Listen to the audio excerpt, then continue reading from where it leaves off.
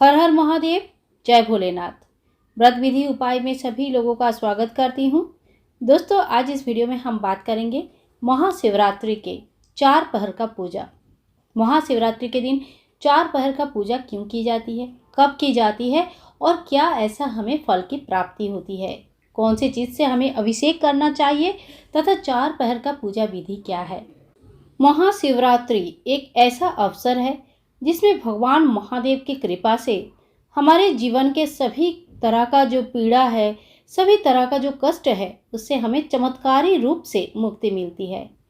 तथा जहाँ पे कोई उपाय नहीं काम करता, कुछ भी हम कर ले पर हमें अपने कष्टों से मुक्ति नहीं मिल रही है, चाहे वो शारीरिक पीड़ा हो, चाहे वो आर्थिक पीड़ा हो, चाहे किसी भी प्रकार का कष्ट हो, महादेव हमें उस तमस से, उस अंधकार से बाहर निकालते हैं। भगवान भोलेनाथ के तो नाम में ही भोले हैं और वो हर क्षण अपनी प्रिय भक्तों का पूजा को स्वीकार कर लेते हैं। परंतु महाशिवरात्रि एक ऐसी चमत्कारी रात्रि है जिसमें रात की पूजा सबसे ज़्यादा इम्पोर्टेंट माना जाता है। और उससे भी ज़्यादा इम्पोर्टेंट क्या है, महाशिवरात्रि के दिन 4 पहर का पूजा जिसने कर ली उसकी तो सभी मनोकामनाएं पूर्ण हो जाती है। आज इस वीडियो में हम क्या बात करेंगे, 4 पहर का पूजा की महत्व क्या है, कौन कौन सी ऐसी वस्तु है जिससे हमें भगवान शिव जी की अभिषेक करना चाहिए हर पहर के अनुसार। पूजा विधि भी मैं इस वीडियो में बताऊंगी, तो जुड़े रहे, पूरे वीडियो देखें और भगवान शिव जी को मना ले। महाशिवरात्रि के दिन हर क्षण महादेव हमारी पूजा स्वीकार करते हैं तथा हमारे ऊपर अपनी कृपा बरसाते रहते हैं। महादेव का आशीर्वाद अमृत के समान इस दिन हमारे ऊपर बरसती है। शिवरात्रि यानी कि रात का पूजा का अलग ही महत्व होता है। दोस्तों, आप लोगों ने देखा होगा, बहुत लोग सवेरे पूजा करके आ जाते हैं, फूल, बेलपत्र, दूध, घी, दही आदि पंचामृत, हर चीज़ जो जो उनको आता है उनके सामने है, हर चीज़ भगवान को अभिषेक करके आ जाता है। कोई बात नहीं, उनकी भी पूजा स्वीकार होते हैं और उनकी भी पूजा महादेव को बहुत प्रिय होते हैं। परंतु ध्यान रखें कि 4 पहर का पूजा जो है सबसे ज़्यादा इम्पॉर्टेंट होता है। पहला प्रहर होता है लगभग 6 बजे से 9 बजे तक, ये है शाम की समय, यानी कि 6 से 9 के बीच आपको मिल जाएगी प्रदोष काल। तो पहला पूजा प्रदोष काल के अंदर ही आ जाता है और पहला पूजा 6 से 9 के बीच हो जाता है। दूसरे पहर का पूजा होगा रात की 9 बजे से लेकर रात की 12 बजे तक। तीसरे पहर का पूजा होगा रात की 12 बजे से सुबह की 3 बजे तक और चौथा यानी कि अंतिम प्रहर का पूजा होगा 3 बजे से सुबह का 6 बजे तक। ये जीवन के चारों आधार को भी दर्शाती है। धर्म, अर्थ, काम और मोक्ष, ये चारों स्तंभ है हमारे जीवन का। ये 4 स्तंभ हमें मजबूत करना रहता है और जिसने भी इस 4 स्तंभों को मजबूत कर लिया, उसके जीवन में सुख समृद्धि की कभी कमी नहीं होती है, जीवन में किसी चीज़ की कमी नहीं होती है। भगवान के आशीर्वाद सदा सर्वदा ऐसे लोगों के ऊपर रहते हैं। तो दोस्तों, चलिए शुरू करते हैं। 4 पहर का पूजा में हमें क्या खास करनी है। हर पहर का पूजा खास होती है। ऐसा नहीं कि चारों पहर में हम लोग पंचामृत स्नान करवा दिया और बेलपत्र चढ़ा दिया और हमारी पूजा संपूर्ण हुआ। ऐसा पूजा आप कर सकते हैं, परंतु चारों पहर का अलग अलग पूजा का विशेष विधि है, वो विधि आज हम जान लेते हैं। पहले प्रहर में जो पहला प्रहर होता है वो 6 से 9 के बीच होता है। एग्जैक्ट टाइम देखने के लिए आप हमारे वीडियोज़ ऑलरेडी अपलोडेड है या आज या कल के अंदर अपलोड हो जाएगी, ज़रूर देख लेना एग्जैक्ट टाइम क्या होगा। नॉर्मली ये 6 के 9 के बीच जो है पहला प्रहर का पूजा होता है और इस दिन 6 से 9 के बीच जो पूजा होती है वो प्रदोष काल के अंदर आने की वजह से बहुत ही ज़्यादा महत्वपूर्ण हो जाती है। पहला प्रहर का पूजा जो लोग करते हैं वो समस्त प्रकार दोषों से मुक्ति पाते हैं, यानी कि सब प्रकार के जो दोष है उसका नाश हो जाता है। पहला प्रहर की पूजा में भगवान शिव जी को कच्चा दूध से अभिषेक जरूर करना चाहिए और दूध से अभिषेक करने के बाद भगवान शिव जी को गंगा जल या शुद्ध जल, जो भी आपके पास है, शुद्ध जल से भगवान शिव का अभिषेक करें। बाकी चीज़ें आप जैसे पूजा करेंगे वैसा पूजा कर ले, बेलपत्र जरूर चढ़ाए। आरती हर प्रहर की पूजा में इम्पॉर्टेंट होती है, तो जैसे ही आपका एक प्रहर का पूजा कंप्लीट होता है आप आरती जरूर करें।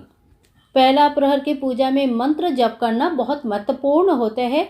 आप चाहे तो नमः शिवाय, ओम नमः शिवाय, शिवा शिवा, जो भी आपको मंत्र आता है भगवान शिव जी की, और अगर आपको कुछ व्याधि से भोग रहे हैं, जैसे कोई शारीरिक प्रॉब्लम है, बहुत ज़्यादा मुश्किल में है, तो आप इस समय महामृत्युंजय मंत्र का जप कर सकते हैं। इसी तरह से पहला प्रहर का पूजा जब समाप्त हो जाएगी, तब 9 बजे से 12 बजे रात की ये समय रहेगा। इस समय आपको करनी है दूसरे पहर का पूजा। दूसरे पहर का पूजा जो होती है, वो हमारे 4 पुरुषार्थों का सेकंड नंबर पे जो आता है अर्थ। अर्थ अर्थ का मतलब क्या होता है? अर्थ, धन, संपत्ति और समृद्धि। ये तो जो भी फाइनेंशियल प्रॉब्लम में है, बिजनेस में घाटा चल रहा है, या किसी भी प्रकार का फाइनेंशियल प्रॉब्लम चल रही है, घर पे खर्चा ज़्यादा होता है, इनकम बिल्कुल है नहीं, तो ऐसे में आपको दूसरे पहर का पूजा जरूर कर लेनी चाहिए। वैसे मैं आपको बोलूँगी कि एक रात्रि जग ले, चारों पहर का पूजा कर ले, महादेव में लीन हो जाए, आपको सभी प्रकार के सुख की प्राप्ति होगी। दूसरे पहर में आपको भगवान को दही से अभिषेक करना चाहिए, और दही जो है वो गाय के दूध से बना होना चाहिए। दही, दूध, घी जो भी आप व्यवहार करोगे वो सभी चीज़ें गाय के दूध से बना होना चाहिए। जैसे दूध से अभिषेक कराएंगे पहला प्रहर में, तो कच्चे गाय का दूध होना चाहिए। दही से अभिषेक करेंगे तो वो भी गाय का दूध से बना होना चाहिए, तथा घी से भी अभिषेक करेंगे तो गाय का घी ही यूज़ करना चाहिए।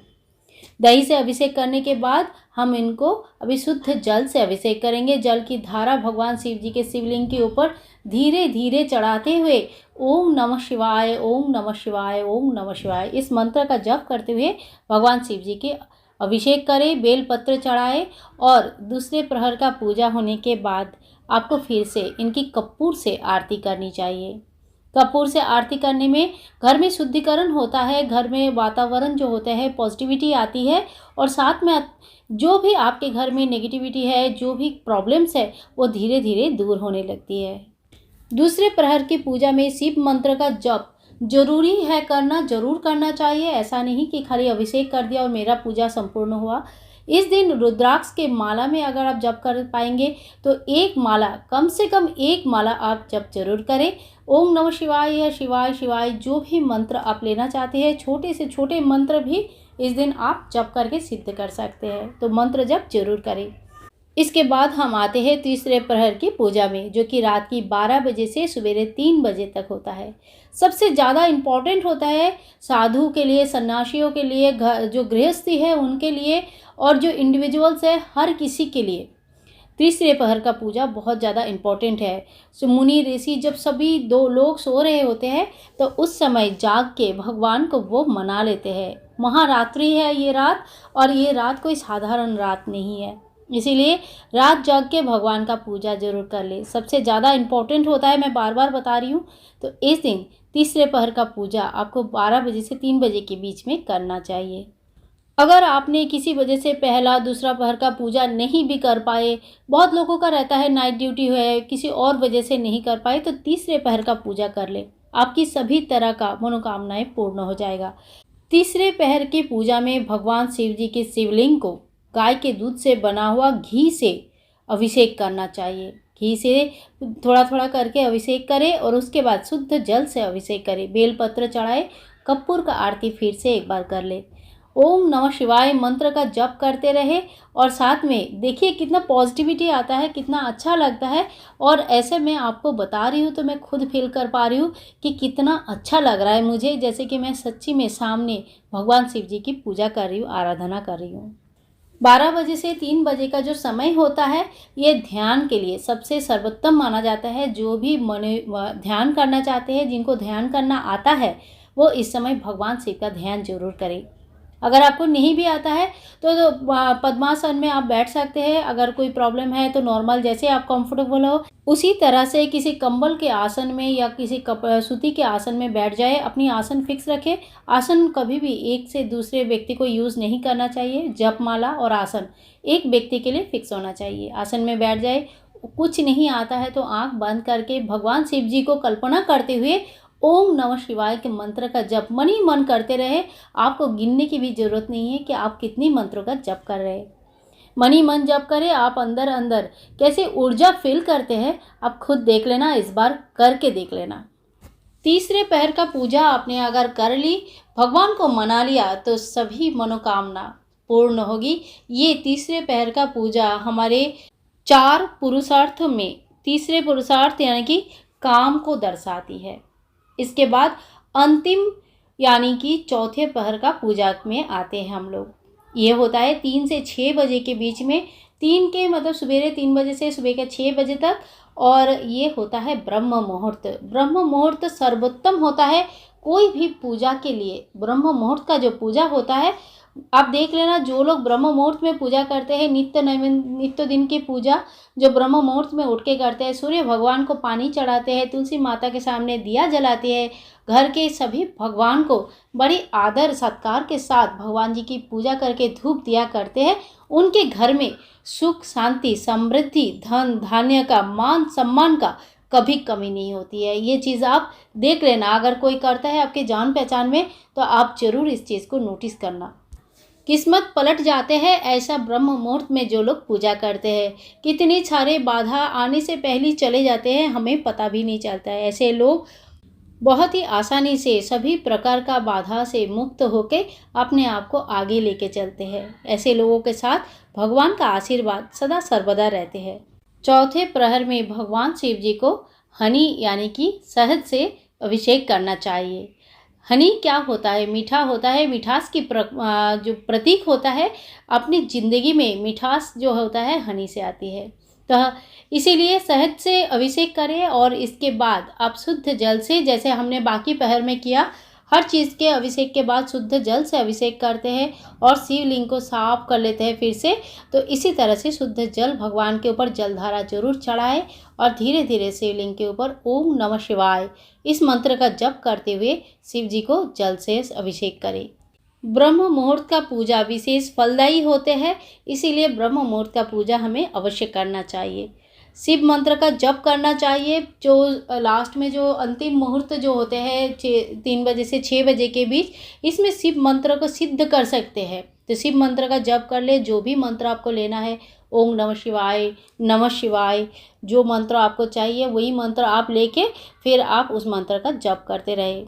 शास्त्र के अनुसार जो भी व्यक्ति इस दिन चारों पहर का पूजा करते हैं, तो अंतिम पहर का जो पूजा होते हैं उसमें व्यक्ति को पापों से मुक्ति मिल जाती है तथा मोक्ष के ओर अपने पैर आगे करते हैं, अपने चरण आगे करते हैं, यानी कि मोक्ष के दरवाज़ा खुल जाते हैं ऐसे लोगों के लिए।